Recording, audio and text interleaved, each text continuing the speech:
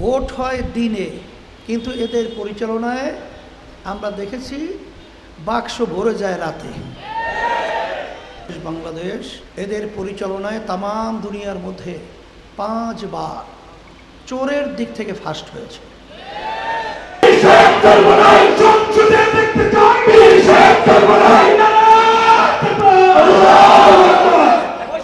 আসসালামু আলাইকুম রহমতুল্লাহি ওয়া বারাকাতুহু। আলহামদুলিল্লাহি ওয়া কাফা ওয়া সালামুন আলা ইবাদিহিল্লাযিনা ইসতাফা, আম্মা বা'দ। فأعوذ بالله من الشيطان الرجيم بسم الله الرحمن الرحيم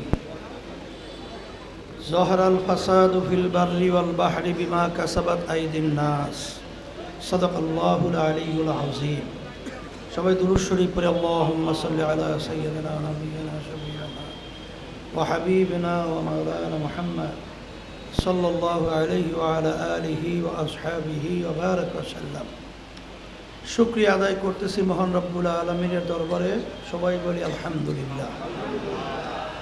ইসলামী আন্দোলন বাংলাদেশ টাঙ্গাইল জেলা শাখা কর্তৃক আয়োজিত আজকের সমাবেশের সভাপতি, মঞ্চে কেন্দ্রীয় সম্মানিত প্রেসিডেন্ট আমরা এবং কেন্দ্রীয় দায়িত্বশীল, ছাত্র কেন্দ্রীয় দায়িত্বশীল সহ সম্মানিত উলামায়ে কেরাম, বিভিন্ন পর্যায়ের জেলা, থানা, অন্য দায়িত্বশীল এবং বিশেষ করে সামনে যারা রয়েছেন ইসলাম প্রেমিক, দেশপ্রেমিক আমার ভাইরা, কথা বেশি লম্বা না, সংক্ষেপ বলছি। আলোচনা আমরা শুনতেছিলাম, আল্লাহ কবুল করলে আরও শুনব। তবে সংক্ষেপে আমি একটা কথা স্মরণ করাইয়া দেওয়ার জন্য বলছি। রাজনীতি অর্থ হলো রাজার নীতি,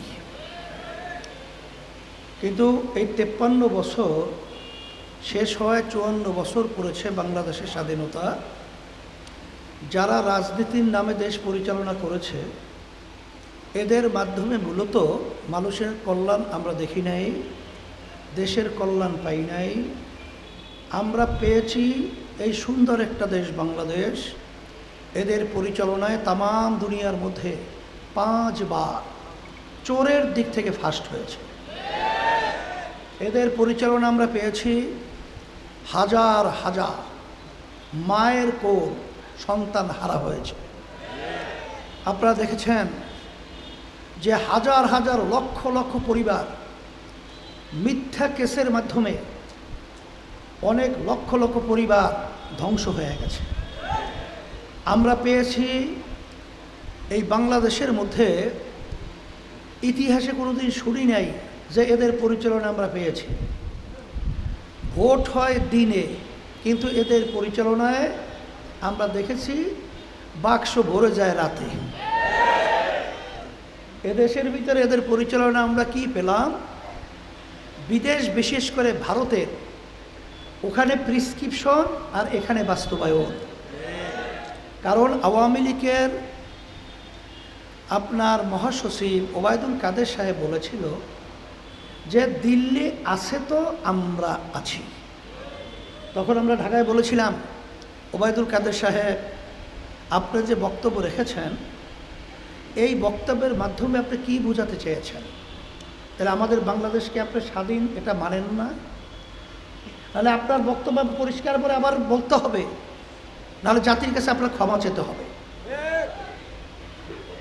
এখন আমাদের কথা হলো যে আল্লাহ রাব্বুল আলামিন বলেছেন যে জাতি নিজেদের ভাগ্যের পরিবর্তন জাতি নিজেরা না ঘটায়, ওই জাতির পরিবর্তন ভাগ্যের আমি করি না।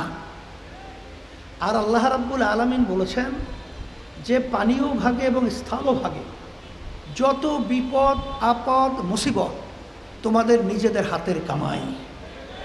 আমার ভাইদেরকে বলবো, যারা কথা শুনছেন, আমার সাংবাদিক বন্ধুদেরকে বলবো, 5ই আগস্টের পরে 53 বছর স্বাধীনতার পরে আমাদের দেশ গঠন করার একটা সুন্দর সুযোগ তৈরি হয়েছে। এই সুযোগে যদি আমরা সুযোগ কাজে লাগাতে না পারি, গ্রাম্য একটা কথা আছে, আজীবন আমাদের কপালে হাত দিয়ে কাটতে হবে। এই জন্য আমরা আওয়ামী লীগের শাসন দেখেছি, বিএনপির শাসন দেখেছি, জাতীয় পার্টির শাসন দেখেছি, আরও আদার্স যারা ছিল তাদের শাসন আমরা দেখেছি। কিন্তু ইসলাম আমরা শুনি এবং ইসলাম আমরা মানি। আজকে বাংলাদেশে 92 জন মুসলমান 100-র মধ্যে, যে দেশের রাজধানী ঢাকাকে বলা হয় মসজিদের নগরী, যে দেশে রাস্তার মোড়ে মোড়ে মসজিদ, মাদ্রাসা, উলামায়ে কেরাম, আজানের শব্দে বাচ্চাদের ঘুম ভেঙে যায়, আজানের শব্দে বাচ্চারা মায়ের কোলে ঘরে যায়, আর সেখানে এত মুসলমান থাকার পরেও আজকের নীতি আদর্শ সংসদে বাস্তবায়ন হয় মানব রচিত লেনিন, কার্ল মার্কস, মাও সেতুং, আব্রাহাম লিঙ্কন, পাশের রাষ্ট্র ভারতের।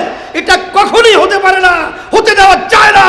ইসলামী হবে রাষ্ট্রীয় ক্ষমতায়, তার মাধ্যমে মানুষ দুনিয়াতে শান্তি পাবে, আখিরাতে মুক্তি পাবে ইনশাআল্লাহ।